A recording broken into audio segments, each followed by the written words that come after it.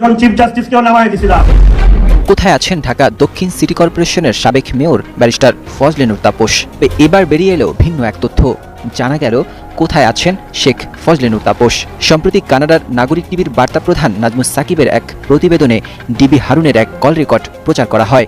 এটাকে বলে আমার লাইফটা একটা মানে ঝুঁকির মধ্যে। এখন আমি আসলে যা আমার আগে তো মানুষকে বাঁচতে হবে। লাইফ এখন যেভাবে মানুষকে ধরেন ধরে যেভাবে পিটানো, মারানো, ডিম মারা, পিটানো। বাংলাদেশ জাতীয়তাবাদী দল বিএনপি প্রধান উপদেষ্টার সঙ্গে সাক্ষাৎ করতে চায়, সময় চেয়েছেন। কেন? বিএনপি কবে নির্বাচন হবে সেটা জানতে চান প্রধান উপদেষ্টার কাছে। ডোনাল্ড ট্রাম্প ওভাল অফিসে সাংবাদিকদের সাথে কথা বলার সময় বলেন, শনিবার ইরানের সাথে আমাদের একটি খুব বড় বৈঠক রয়েছে। আমরা তাদের সাথে সরাসরি আলোচনা করব এবং সম্ভবত একটি চুক্তি হতে চলেছে। মার্কিন প্রেসিডেন্ট ডোনাল্ড ট্রাম্প বলেছেন, সম্ভাব্য পারমাণবিক চুক্তি নিয়ে শনিবার সরাসরি আলোচনা করবে যুক্তরাষ্ট্র ও ইরান। দর্শক, এটা কি ভাবা যা? বিশ্বের শক্তিশালী 50টি দেশের মধ্যে বাংলাদেশের নাম। কিছুদিন আগেও তো আমরা 200 দেশের ভিতরে আমাদের নাম পড়েছিল সেই পিছনের দিকে 200 নাম্বারের থেকে 50-এর ভিতরে বাংলাদেশ চলে আসা 8 মাসের ডক্টর মোহাম্মদ ইউনূসের ক্যারিশমেটিতে এটা কি চিন্তা করতে পারেন যে আপনি বাংলাদেশের একজন নাগরিক যাদের নাম পৃথিবীর 200 দেশের পিছনে থাকতেন, আর সেখানে আপনি 50টি শক্তিশালী দেশের ভিতরে আপনার স্থান, আপনার সন্তান, আপনার ভবিষ্যৎ প্রজন্ম তারা কোথায় চলে গিয়েছে মাত্র 8 মাস সময়ে ডক্টর মোহাম্মদ ইউনূসের এই ক্যারিশমেটিতে? মানে ভারতের প্রথম সারির গণমাধ্যম হিন্দুস্তান টাইমস বাংলা, তারা যে খবর দিয়েছে, আমি নিজেও বাংলাদেশের কোনো গণমাধ্যমে এই খবর আমরা দেখি নাই। তবে জিনিসটা ভালো হবে যদি এরকম হয়, খারাপ না। বাংলাদেশের লালমনিরহাট যারা আছে, আমাদের সম্ভবত উত্তরবঙ্গ এলাকা, একটু পিছিয়ে পড়া এলাকা, বাট এই এলাকাটা কপাল খুলে যাবে ভাই। কেন? বাংলাদেশের লালমনিরহাটে নাকি বিমান ঘাঁটি তৈরি করতে যাচ্ছে চীন, আর এই বিমান ঘাঁটি তৈরির ফলে হুমকির মুখে ভারতের চিকেন স্ন্যাক। প্রথম বিষয়টা হচ্ছে যে প্রফেসর ইউনূস কি জিনিস, এটা তো বাংলাদেশকে বুঝতে দেয়নি গত 15-16 বছর হাসিনা। হ্যাঁ, কারণ হাসিনার মাথায় সবসময় ছিল এই সম্ভাবনাটা যে আমি আমার প্রতিপক্ষকে নিশ্চিহ্ন করে দেবো, এবং প্রতিপক্ষ পলিটিক্যাল পার্টি থেকে তো অবশ্যই বিএনপি জামাতকে আমি নিশ্চিহ্ন করে দেবো, এবং পলিটিক্যাল পার্টির বাইরে যে ন্যাশনাল ফিগার গুলো আমার প্রতিপক্ষ হতে পারে, আমাকে রিপ্লেস করতে পারে, মানুষের মনে আশা জাগাইতে পারে ভবিষ্যতের বাংলাদেশের নেতা হিসেবে, তাকেও আমি ক্র্যাশ করে দেবো। এর মধ্যে প্রফেসর ইউনূস ছিল। 60 জনের অধিক আওয়ামী লীগের জোতা চোরকে ইতিমধ্যেই গ্রেপ্তার করতে সক্ষম হয়েছে বর্তমান এই অন্তর্বর্তীকালীন সরকার। আপনারা জানেন, গত দুদিন আগে সংগঠিত হয়েছে বাংলাদেশের বিভিন্ন জায়গায়, সিলেট, চট্টগ্রাম, কক্সবাজারের বাটার শোরুম সহ বেশ কিছু শোরুমে আক্রান্ত করে কিছু এই আওয়ামী লীগের উচ্ছিষ্টভোগী দালালের সদস্যরা। এই সদস্যরা আমাদের এই বাংলাদেশের একটি সুন্দরতম আন্দোলনকে নস্যাৎ করে দেওয়ার জন্য, বিশ্ববাসীর কাছে বাংলাদেশকে হ্যায় প্রতিপন্ন করার জন্য, এবং বিশেষ করে বাংলাদেশে এই মুহূর্তে যে প্রায় 550 জনের অধিক মানুষদেরকে নিয়ে, 50টির অধিক রাষ্ট্রের প্রতিনিধি নিয়ে বিজনেসের একটি সামিট চলছে, সেই সামিটটাকে বিতর্কিত করার জন্য তারা ওখানে চুরি সংগঠিত করেছে। বাংলাদেশের উত্তরের জেলা লালমনিরহাটে কি একটা বিমান ঘাঁটি তৈরি হতে যাচ্ছে চায়না এবং পাকিস্তানের ইনভলভমেন্টে? এ ধরনের একটা প্রশ্ন ভারতের মিডিয়ায় করা হচ্ছে এবং সেটা নিয়ে প্রচুর স্পেকুলেশন দেখা যাচ্ছে। আপনারা যে কেউ দেখতে পারেন, ইকোনমিক টাইমস এই রিপোর্টটা করেছে, পরে অনেকগুলো চ্যানেল, টিভি চ্যানেল, ইউটিউবে আমি দেখলাম যে তারা এটা নিয়ে আলোচনা করছেন রীতিমতো তথাকথিত বিশেষজ্ঞদেরকে ডেকে এনে। এবং এই মুহূর্তে বাংলাদেশের সবচেয়ে বেশি কনসার্নদের একজন পালকি শর্মা, তিনি নিজেও একটা এপিসোড তৈরি করেছেন তার এই বাংলাদেশের এই বিষয়টা নিয়ে। আসসালামু আলাইকুম প্রিয় দর্শক, বর্তমান বাংলাদেশের রাজনৈতিক প্রেক্ষাপট বা রাজনৈতিক পরিস্থিতির উপর বিশ্লেষণ করে আপনাদের সামনে কিছু গুরুত্বপূর্ণ ভিডিও ফুটেজ নিয়ে হাজির হয়েছি।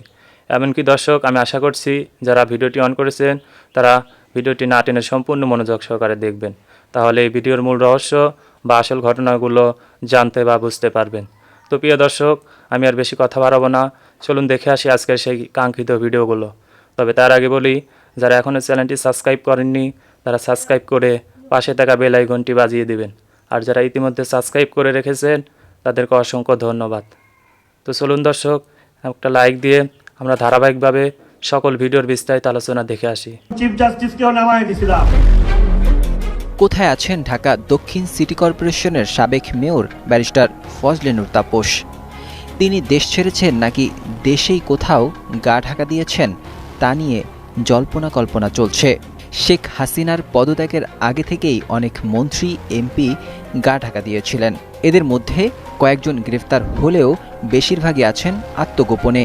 তাদের কেউ কেউ উড়াল দিয়েছেন দেশের বাইরেও। তবে এবার বেরিয়ে এলো ভিন্ন এক তথ্য। জানা গেল কোথায় আছেন শেখ ফজলে নূর তাপস। সম্প্রতি কানাডার নাগরিক টিভির বার্তা প্রধান নাজমুস সাকিবের এক প্রতিবেদনে ডিবি হারুনের এক কল রেকর্ড প্রচার করা হয়। সেখানে হারুন বলছিলেন সিঙ্গাপুরে আছেন তাপস।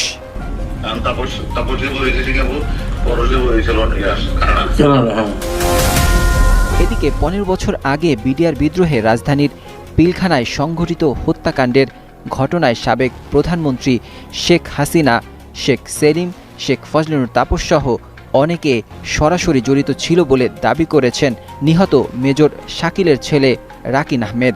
এই হত্যাকাণ্ডের সাথে জড়িত শেখ হাসিনা, ফজলে নূর তাপস, শেখ সেলিম।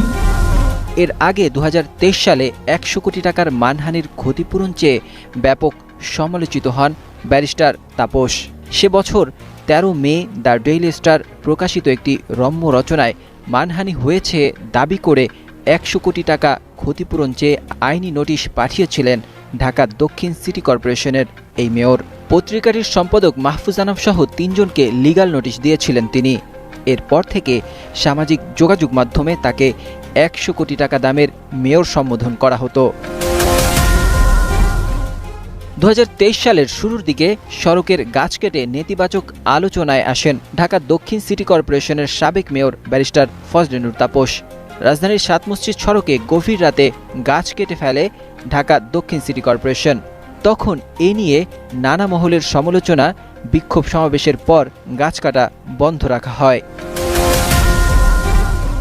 এর আগে 2020 সালের 30 জুলাই দক্ষিণ সিটি কর্পোরেশনের বাজেট ঘোষণা অনুষ্ঠানে ঢাকাবাসীর অভিপ্রায় অনুযায়ী বেওয়ারিশ কুকুর নিয়ন্ত্রণের বিষয়ে করণীয় নির্ধারণে আমরা চিন্তাভাবনা করছি।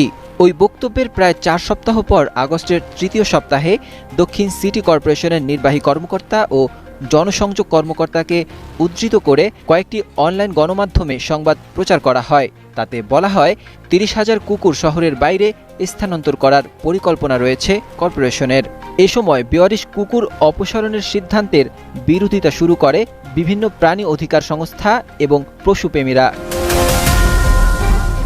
ট্রাম্প ওভাল অফিসে সাংবাদিকদের সাথে কথা বলার সময় বলেন, শনিবার ইরানের সাথে আমাদের একটি খুব বড় বৈঠক রয়েছে। আমরা তাদের সাথে সরাসরি আলোচনা করব এবং সম্ভবত একটি চুক্তি হতে চলেছে। মার্কিন প্রেসিডেন্ট ডোনাল্ড ট্রাম্প বলেছেন, সম্ভাব্য পারমাণবিক চুক্তি নিয়ে শনিবার সরাসরি আলোচনা করবে যুক্তরাষ্ট্র ও ইরান। ইরানের পররাষ্ট্রমন্ত্রীও বৈঠকের বিষয়টি নিশ্চিত করেছেন। তিনি এটিকে সুযোগের পাশাপাশি একটি পরীক্ষা বলে অভিহিত করেছেন। সোমবার 7 এপ্রিল ইসরায়েলের প্রধানমন্ত্রী বেনিয়ামিন নেতানিয়াহুর সঙ্গে হোয়াইট হাউসে বৈঠকের পর ট্রাম্প এই আলোচনার কথা প্রকাশ করেন। তিনি এর আগে ইরানকে পারমাণবিক অস্ত্র অর্জন থেকে বিরত রাখতে আক্রমণের সম্ভাবনাও উত্থাপন করেছিলেন। ইরানের সাথে সরাসরি আলোচনার বিষয়ে ট্রাম্প বলেন, আলোচনা খুব উচ্চ পর্যায়ে হবে। একই সাথে তিনি সতর্ক করে দিয়ে বলেন, যদি কোনো চুক্তিতে পৌঁছানো না যায় তবে এটি ইরানের জন্য খুব খারাপ দিন হবে। গত মাসে ইরানের সর্বোচ্চ নেতা আয়াতুল্লাহ খামেনির সরাসরি আলোচনার প্রস্তাব প্রকাশ্যে প্রত্যাখ্যান করার পর মার্কিন প্রেসিডেন্ট ইরানের বিরুদ্ধে সামরিক পদক্ষেপের সম্ভাবনা উত্থাপন করেন। ট্রাম্প ওভাল অফিসে সাংবাদিকদের সাথে কথা বলার সময় বলেন, শনিবার ইরানের সাথে আমাদের একটি খুব বড় বৈঠক রয়েছে। আমরা তাদের সাথে সরাসরি আলোচনা করব এবং সম্ভবত একটি চুক্তি হতে চলেছে। ট্রাম্প পরে বলেন, আলোচনা সফল না হলে ইরান বড় বিপদে পড়বে। তিনি বলেন, ইরানের হাতে পারমাণবিক অস্ত্র থাকতে পারবে না এবং যদি আলোচনা সফল না হয় তাহলে আমি মনে করি এটি ইরানের জন্য খুব খারাপ দিন হবে। তবে আলোচনার বিষয়ে কোনো বিস্তারিত তথ্য দেননি ডোনাল্ড ট্রাম্প। এছাড়া আলোচনা কতটা এগিয়েছে বা কোন কর্মকর্তারা এতে জড়িত সেসব বিষয়েও তিনি কিছু জানাননি। ইরানের পক্ষ থেকেও বৈঠকের বিষয়ে নিশ্চিত করা হয়েছে। দেশটির পররাষ্ট্রমন্ত্রী আব্বাস আরাকচি নিশ্চিত করেছেন, ওয়াশিংটন ও তেহরান 12 এপ্রিল ওমানে বৈঠক করবে। তিনি সামাজিক যোগাযোগ মাধ্যম এক্সে এক বার্তায় বলেছেন, এটি একটি সুযোগ এবং একটি পরীক্ষাও। বল যুক্তরাষ্ট্রের কোর্টে রয়েছে। এর আগে ট্রাম্প গত মার্চ মাসে সংযুক্ত আরব আমিরাতের একজন মধ্যস্থতাকারীর মাধ্যমে ইরানের নেতার কাছে একটি চিঠি পাঠিয়েছিলেন এবং পরমাণু ইস্যুতে আলোচনার জন্য তার ইচ্ছা প্রকাশ করেছিলেন। ইরান সেই প্রস্তাব প্রত্যাখ্যান করেছিল। তবে ইরানের নেতৃত্ব তৃতীয় পক্ষের মাধ্যমে যুক্তরাষ্ট্রের সাথে সম্ভাব্য চুক্তি নিয়ে পরোক্ষ আলোচনা করার ইচ্ছা প্রকাশ করেছিল। ডক্টর ইউনূসের যে সাফল্যগুলো ইতিমধ্যে আমরা দেখছি, সে বিষয়টা নিয়ে আমার মনে হয় যে আপনি যদি সূচনা করেন ভালো হয়। না, প্রথম বিষয়টা হচ্ছে যে প্রফেসর ইউনূস কি জিনিস, এটা তো বাংলাদেশকে বুঝতে দেয়নি গত 15-16 বছর হাসিনা। হ্যাঁ, কারণ হাসিনার মাথায় সবসময় ছিল এই সম্ভাবনাটা যে আমি আমার প্রতিপক্ষকে নিশ্চিহ্ন করে দেবো, এবং প্রতিপক্ষ পলিটিক্যাল পার্টি থেকে তো অবশ্যই বিএনপি জামাতকে আমি নিশ্চিহ্ন করে দেবো, এবং পলিটিক্যাল পার্টির বাইরে যে ন্যাশনাল ফিগারগুলো আমার প্রতিপক্ষ হতে পারে, আমাকে রিপ্লেস করতে পারে, মানুষের মনে আশা জাগাইতে পারে ভবিষ্যতের বাংলাদেশের নেতা হিসেবে, তাকেও আমি ক্র্যাশ করে দেবো। এর মধ্যে প্রফেসর ইউনূস ছিল, এবং প্রফেসর ইউনূসকে বাংলাদেশ কাজে লাগাতে পারেনি।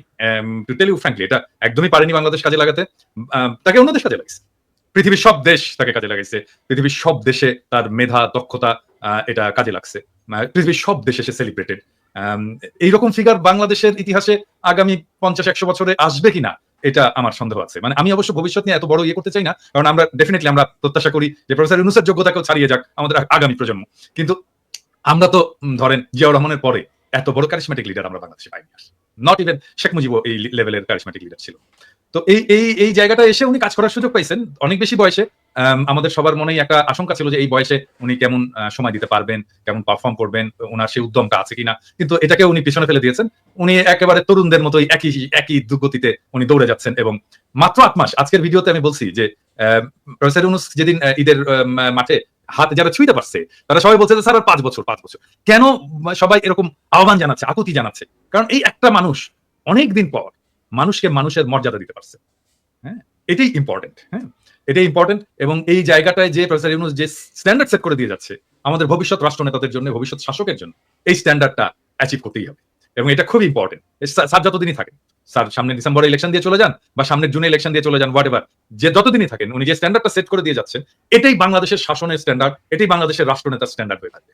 এবং এখানেই এই পুরনো রাজনীতিবিদদের আতঙ্ক, ভয় যে আমরা তো আসলে পারবো না এটা করতে, আমাদের এই মেধা, এই যোগ্যতা, এই ভিশন এটা তো নাই।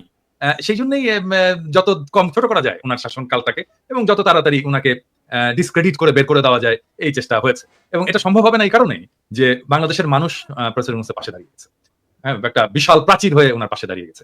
এবং উনি বিপ্লবের কেউ ছিলেন না, কিন্তু উনি বিপ্লবে পার্টিসিপেট করেননি। হ্যাঁ, উনি এমনকি বিপ্লবের সময় দেশেও ছিলেন না, কিন্তু উনি বিপ্লবের আইকন হয়ে উঠছে। এটা একটা অসাধারণ বিষয়। হ্যাঁ, আমি এটাকে তুলনা করতে চাই খোমেনির সাথে। খোমেনিও প্যারিসে ছিলেন ওই সময় এবং প্যারিস থেকে দেশে ফিরে গেলেন। হ্যাঁ, তো সেই প্রত্যাবর্তনের পর খোমেনি যেই ফিগার হয়ে উঠেছিলেন ইরানে, প্রফেসর ইউনূস ঠিক একই লেভেলের ফিগার হয়ে উঠেছেন। এবং আমি আশা করি যে দুইটা জিনিস ইয়ে আছে, সেটা হচ্ছে যে এক, যেখানে আমি মনে করি যে যেখানে আনকম্প্রোমাইজিং প্রফেসর ইউনূস, সেটা হচ্ছে শেখ হাসিনা এবং আওয়ামী লীগের বিচার।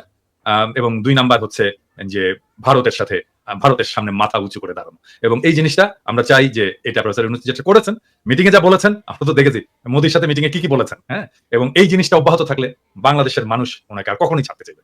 60 জনের অধিক আওয়ামী লীগের জোতা চোরকে ইতিমধ্যেই গ্রেপ্তার করতে সক্ষম হয়েছে বর্তমান এই অন্তর্বর্তীকালীন সরকার। আপনারা জানেন গত 2 দিন আগে সংগঠিত হয়েছে বাংলাদেশের বিভিন্ন জায়গায়, সিলেট, চট্টগ্রাম, কক্সবাজারের বাটার শোরুম সহ বেশ কিছু শোরুমে আক্রান্ত করে কিছু এই আওয়ামী লীগের উচ্ছিষ্টভোগী দালালের সদস্যরা। এই সদস্যরা আমাদের এই বাংলাদেশের একটি সুন্দরতম আন্দোলনকে নস্যাৎ করে দেওয়ার জন্য, বিশ্ববাসীর কাছে বাংলাদেশকে হ্যায় প্রতিপন্ন করার জন্য, এবং বিশেষ করে বাংলাদেশে এই মুহূর্তে যে প্রায় 550 জনের অধিক মানুষদেরকে নিয়ে, 50টির অধিক রাষ্ট্রের প্রতিনিধি নিয়ে বিজনেসের একটি সামিট চলছে, সেই সামিটটাকে বিতর্কিত করার জন্য তারা ওখানে চুরি সংগঠিত করেছে। এবং এই চোরগুলোকে ইতিমধ্যেই সরকার কঠোর হস্তে দমনের জন্য তারা কিন্তু মাঠে নেমেছে। তাদের জন্য যে কোনো মূল্যে জিরো টলারেন্স নীতি নিয়ে তাদেরকে গ্রেপ্তারের জন্য অভিযান অব্যাহত রাখছে। এবং এখন পর্যন্ত সফলতার সাথে 60 থেকে 70 জনের মতো মানুষদেরকে তারা গ্রেপ্তার করতে সক্ষম হয়েছে। আপনারা জানেন তারা বলেছেন যে সবাইকে একে একে গ্রেপ্তার করা হবে, কাউকে বাদ দেওয়া হবে না। এই গ্রেপ্তারকৃত লোকগুলো অধিকাংশই হচ্ছে আওয়ামী লীগের, ছাত্রলীগের, যুবলীগের, যারা শেখ হাসিনার হয়ে বাংলাদেশে অশান্তি সৃষ্টি করতে চায়, যারা ফ্যাসিবাদের দোসর হয়ে বাংলাদেশে আবার একটি অরাজকতা তৈরি করতে চায়। আমি সবসময় যে কথাটা বলি যে বাংলাদেশে যে কোনো আন্দোলন হলে সেই আন্দোলনের ব্যাপারে আপনাকে সতর্ক থাকতে হবে। এই আন্দোলনের মধ্যেই সব আওয়ামী লীগ ঢুকে যাচ্ছে। তাবলিগ জামাতে যে মানুষগুলো মৃত্যুবরণ করেছে 4 জন, আপনার কি মনে হয় যে কোনো একজন ভদ্র মানুষ যিনি দিন ইসলাম ফলো করেন, নামাজ কালাম পড়েন, জান্নাতে যাওয়ার জন্য তিনি কাউকে খুন করবে? সে জান্নাতে যাবে খুন করে? এটা কখনো ভাবতে পারেন না।